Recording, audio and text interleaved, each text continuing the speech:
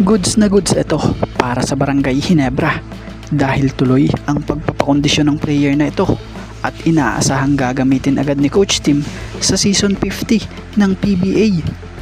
At Shawnee Winston nakikipagnegosasyon na at balitay nasa bansa na. So yan ang ating mga tatalakayin.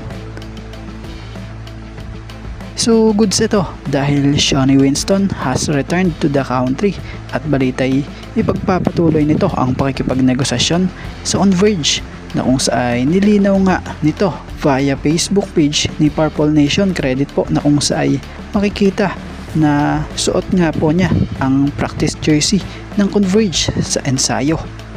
So sa pagbabalik bansa ni Shawnee Winston sana magkaayos sila sa kontrata dahil malaking tulong nga po itong si Shawnee talaga sa puwersa ng Converge, especially sa opensa dahil instant scorer nga po siya ng team So si Shawnee Winston last conference he averaged 16.08 points per game, 4.83 rebounds per game and 2.92 assists per game. So aabangan natin sa mga susunod na araw kung magkasundo ba ang kampo ni Winston at ng Converge para sa kontrata nito. At about naman dito sa player ng Barangay Ginebra San Miguel na si Aljon Mariano.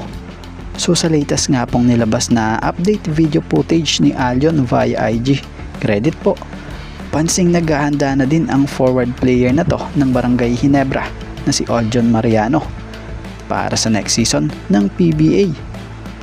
So inaasahang balita isa ito sa mabibigyan ng chance nitong si Coach Tim Cone na mabibigyan ng minuto dahil sa pagkawala nga po sa lineup ni Jamie Malonzo. So si Aljon Mariano hindi basta-bastang player din ito dahil former 6-man of the year nga po ito ng Ginebra na kung sa champion player nga rin. So bagamat undersized siya kung maituturing sa position niya dahil 6'3" nga lang po siya, pero yung lakas at tigas niya naman pang depensa kala mo pang 6'9" big man. Isa nga itong pangbantay ng Ginebra noon pa man sa mga import at maging sa local big man. Kaya lang nang dahil nga sa lalim na rin ng bench ngayon o nung nakaraan lang mga season ng Ginebra may katagalan din siyang di nabibigyan ng mahabang playing time. Pero ngayong season 50 kabilang ito sa nabanggit nung nakaraan ni Coach Tim na mabibigyan ng chance para sa mas mahabang minuto para sa koponan. So kung ganun, goods ito para kay Aljon.